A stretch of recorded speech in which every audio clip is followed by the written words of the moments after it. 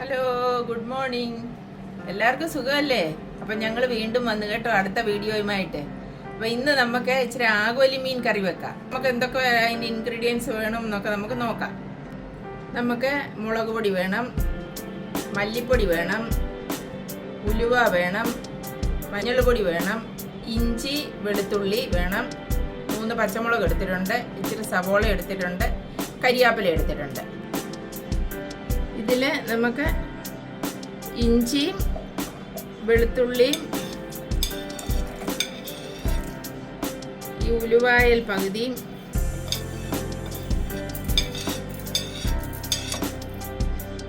ഈ സവോളയും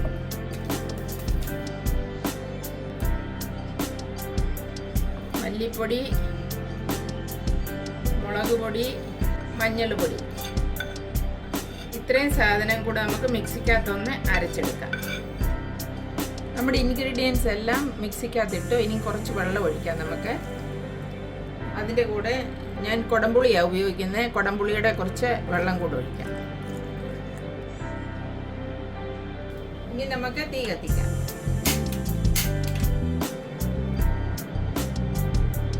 ഇപ്പം നമ്മളൊരു 1.5 സ്പൂൺ വെളിച്ചെണ്ണ ഒഴിച്ചിട്ടുണ്ട്.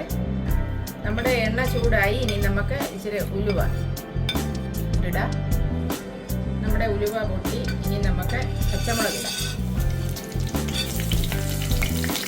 ഇച്ചിരി കരിയാപ്പില.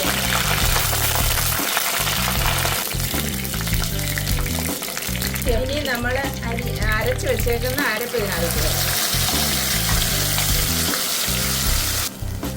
ആ മിക്സി കഴുകി നമുക്ക് കുറച്ച് വെള്ളം കൂടി ഒഴിക്കാം.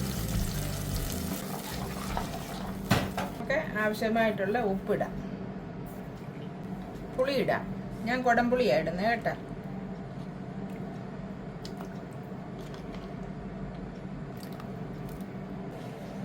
ഇനി നമുക്കിതൊന്ന് അടച്ചു വെക്കാം, ഒന്ന് തിളക്കട്ടെ. ഇനി നമുക്ക് നമ്മുടെ മീൻ അങ്ങോട്ടിടാം.